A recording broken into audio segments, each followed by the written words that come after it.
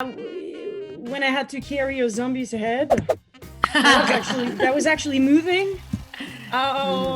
It really felt real.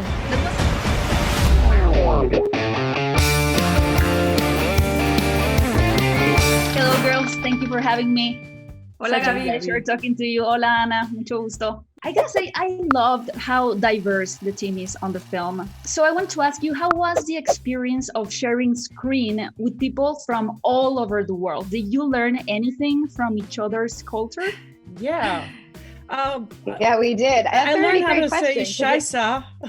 That's Matthias. It was a lot. I thought It's it was actually gonna... really interesting just to like learn about that much. I mean, we have Germany, we have Mexico, London, France, LA, India, New York, Yeah. India. I mean, yeah, it was super cool we never run out of things to talk about, because even tiny things like somebody asking for like, I don't know, a Band-Aid, and then everyone will be like, oh, well, we call it this and we call it this. I mean, there's always exciting things.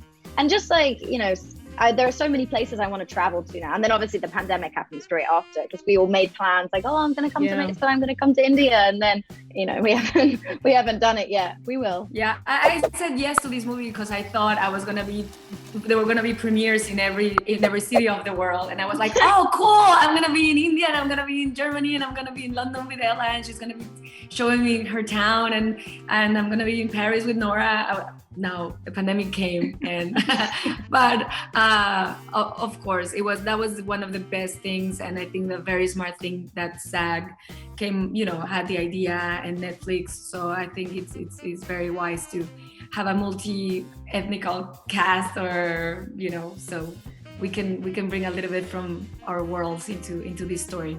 Well, I know that I have a house now in Germany. I have a house in Mexico. I have a house in London. What else? India. So I'm sorted for the rest of my life. Amazing. Free accommodation for the rest of your life. Yeah, free accommodation. And you guys can come to the south of France. Hello, Dave. Hello. Thank you How so are much for having me. Besides having zombies all around you and gallons of blood, can you share with me one of the craziest things you saw on set? The craziest things that I saw was some of the physicality of the stunt performers who were playing the alpha zombies. I mean, they were like incredibly athletic. A lot of them were just, they were free runners and parkour. Some were like, they were zombies that were breakdancing and doing martial arts. It's just like the crazy athleticism with some of the stunt team was just, it was really mind-boggling, and just stuff that you would think that they would be put on wires for to do these kind of movements in films, but not at all. They were just like super athletic. And also some of the body movements and stuff. They really brought out kind of the creepiness of the alpha zombie. So it was like performance like that, which is like a physical performance that I really kind of get drawn into, and I'm kind of amazed by. But yeah, I think it was things like that just like blew me away every day. Yeah, it was amazing. Probably gave you some nightmares watching them twist like The Exorcist.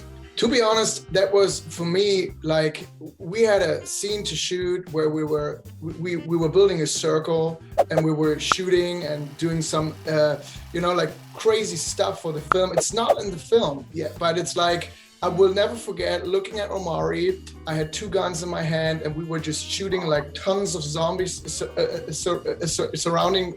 And I will never forget that in my whole life. I thought, okay, to my left, it's Omari Hardwick. To my right, it's Dave Bautista. Okay, there is Ella Purnell. What the fuck is, what the beep is going on? So I was like, I was, every day was like a holiday, being surrounded by these fantastic people. I will never forget that in my life. That was like, That's mind-blowing. Oh, that's a good question. I have one scene where I get to watch, I think it was the most amount of zombies we had. Stuntsmen dressed up fully zombies head to toe. I think it was the most amount that we physically had in one place. And I won't tell you what happened because I don't want to spoil it, but that was absolutely insane. Just the sheer mass of them was mad, yeah. I remember the first time we got into, I don't know if you guys remember, but the first time we saw that huge set of Vegas, you know, with these escalators and everything. I remember getting into that set and I was like, oh my God, this movie is huge. And when the Queen Zombie was, I don't know if you guys remember her, but she was like a superhero. She was amazing with her body and jumping and like, so I was like, whoa, I've never seen anything like this. So I remember that feeling. Yeah, when I had to carry a zombie's head, that was actually moving. It really felt real. That was an animatronic or something? Yeah, it was. Oh wow. Yeah. There were a lot of like special effects. There were things that we didn't see there, and then there are special effects, or there were things that were actually there. So it's a mix of everything. Like when I watched the movie, I was like, oh, I never expected this, or I never imagined this was gonna look like this. So that was very interesting because I don't know, probably in everyone's head was something different, you know. Well, you guys, I promise it's not because I'm talking to you, but you were my favorite couple in the movie. The contrast between the characters is great, and it seems like a very specific timing was required to accomplish your funny dialogues. So I wanted to ask you, was there any room for improvisation on the movie?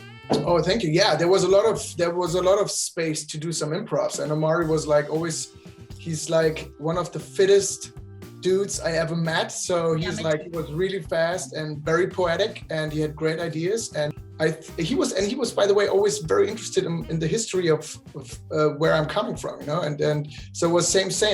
And you're right. I think I love this couple. So, but Omari, what would you say? I would say the same thing. I would say that one of the things that was exciting about the 60+ day shoot, but probably the most exciting thing, because it was very grueling.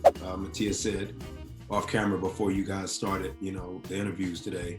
Okay. He talked about the weather, and you know, we were in New Mexico, obviously making New Mexico be Las Vegas. Equally, had we shot in Las Vegas, it would be the same temperature. So it was that level of dry heat at about 110+ degrees, with all of the equipment on, the whole thing. And obviously, you know, I don't think you can buy that kind of chemistry. So Matthias and I would find laughter pre-production, prior to it even starting. And then once we were on set together and Zach yelled out his first action, it was just on and popping. So there was space to improv.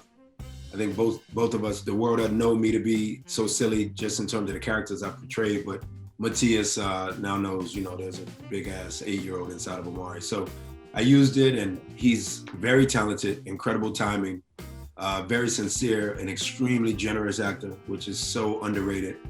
And so it was easy. I just used my ear a lot and tried to really just not only pay attention to what Matthias was saying in his character as Dieter, but also just take him in, you know, take his eyes in, take his soul in. He is this German actor that, of course, in Germany, he's the likes of Brad Pitt. And now he's in the American genre of filmmaking, all genres inclusive, because he's a hell of an actor that I think can broadband all genres. But now he's being asked to do this sort of turn on a guy that's carrying ignorance, but the ignorance is bliss. But equally, not only in his curiosity is there this lovable, affable, sensitive character, but he's focused. He's hella focused. And Dieter is somebody that Dave Bautista's character as the leader of the ship is definitely in tune with, and knows that we can't get to the prize without Dieter. So I think that afforded chemistry that we obviously had, makes it where we are perhaps a lot of people's favorite couple when they watch the movie, and I'm very humbled to say so. So I loved working with Matthias, and I can't wait to do it again down the road. Oh man, I love you. That's so nice. I gotta say that I was really impressed by how the movie, and specifically your character, made me experience different emotions, you know, from disgust to fear, all the way to sadness and empathy. So I wanted to ask you, how did you work along with Zack Snyder to make your character a very tough but sweet badass? Well, I think a lot of it was there in the script, and some of it was, you know, there were certain things that weren't in the script, like when Scott had to put his wife down. The emotion wasn't there; it wasn't written, but it was just something we talked about. I actually first had that discussion in the stunt room, because when they were going through those physicalities in the stunt room, there was absolutely no emotion in it at all. And I thought, you know, guys, this guy's having, you know, he's realizing not only has his wife died, she's been turned into a zombie, but now he's got to stab her in the head. It's like, you know, how tortured, how hard would that be for a human being to have to do that? And so, and there was just things like that, and there were certain things that when we shot it, and Zach really picked up on it, that there was really more of an emotional beat, and he really wanted to get the most out of it. So he just, you know, a lot of times, especially with that particular scene, he changed camera angles a lot.